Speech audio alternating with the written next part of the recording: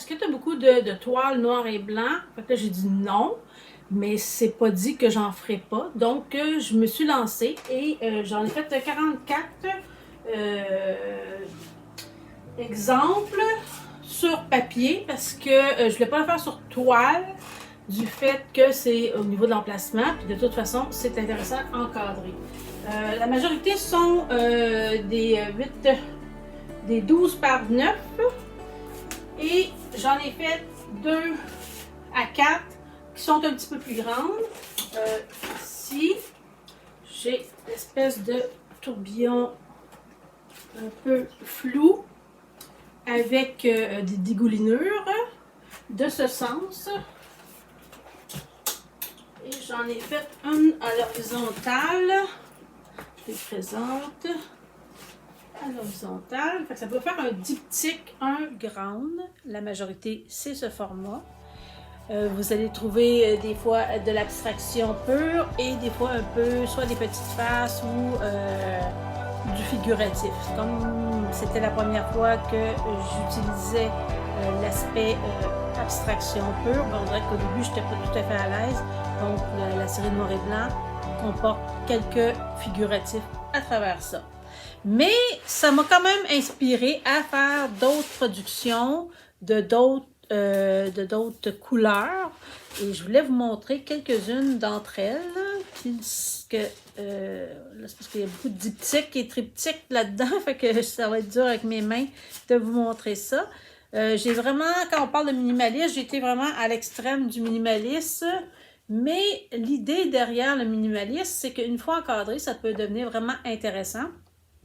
Mais aussi, la matière, dire la fluidité de l'encre qui se dépose. C'est-à-dire que oui, peut-être que plusieurs personnes peuvent faire la même chose que moi, mais même moi, si je me répète, ça donne pas le même résultat. Fait que c'est pour ça que j'en ai fait plusieurs pour pour voir l'émotion que ça peut dégager de une à l'autre. Vous voyez, ici, celle-là est dans l'horizontale et verticale.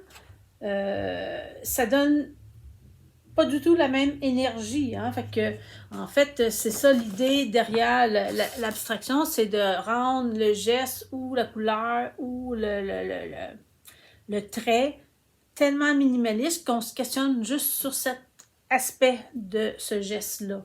Et c'est pour ça que j'ai vraiment eu du plaisir parce que moi, je voyais dans mes peintures les multiples gestes que je pose, mais vous n'avez peut-être pas accès à toute cette nuance-là de, vous voyez, toujours dans les mêmes optiques. Ça en est une complètement différente. Bien qu'elle soit presque pareille, j'en ai fait dans les rondeurs. Ici, regardez comment c'est beau, les textures. Et hop, là, elle est en envers. Ça dégage, je sais pas, la couleur nous parle.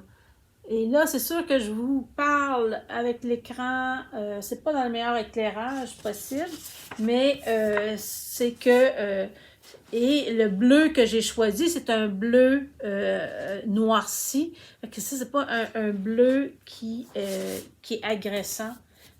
Ici, on le ressent très bien, les nuances de bleu.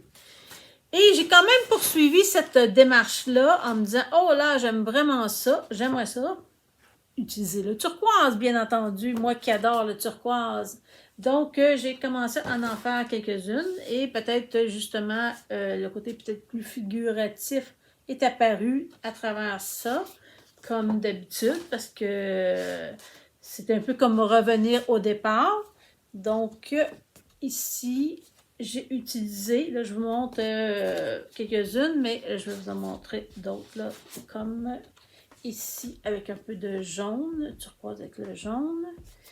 Et c'est sûr que quand on les voit comme ça, comme je dis, encadré, ça donne complètement un autre aspect.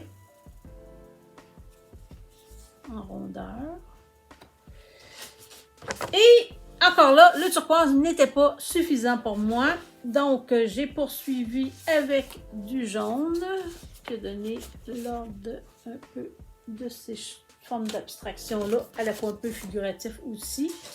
J'ai même poursuivi jusqu'au rose.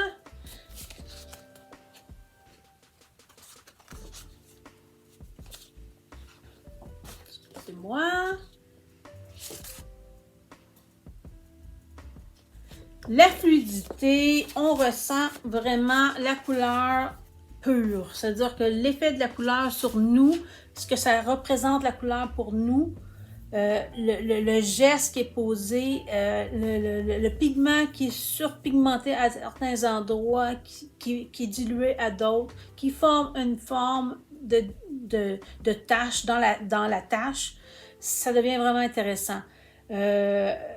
Énergétiquement, on regarde ça, puis on vit des choses. Fait que c'est des œuvres qui heureusement, en reproduction, font vraiment l'effet pareil.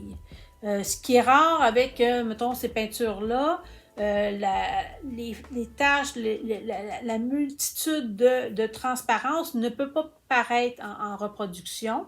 Et de toute façon, je ne privilégiais pas la reproduction pour ce type d'œuvre-là. C'est plus de la location que je veux faire.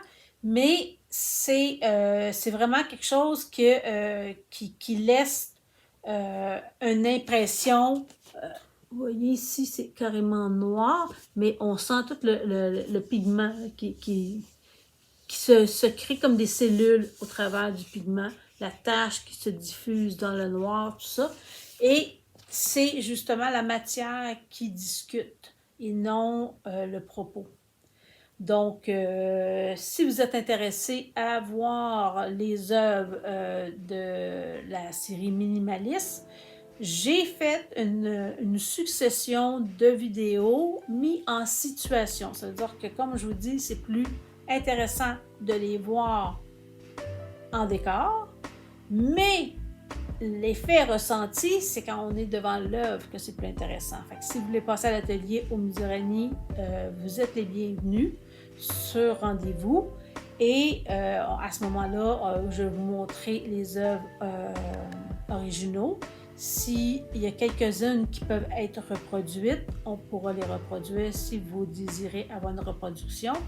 Et il me fait plaisir de vous présenter justement les nombreuses toiles, en fait les œuvres sur papier que j'ai réalisées dans la série Minimaliste qui décline du noir et blanc vers les couleurs les plus utilisées et même des abstractions complètes.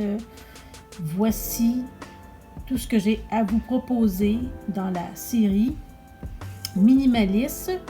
Vous avez plus de 150 œuvres réalisées. Si vous êtes intéressé à en voir en personne, vous pouvez prendre rendez-vous avec omusarani.com et il me fera plaisir de vous voir et justement de discuter de ces œuvres. Et comme j'ai dit,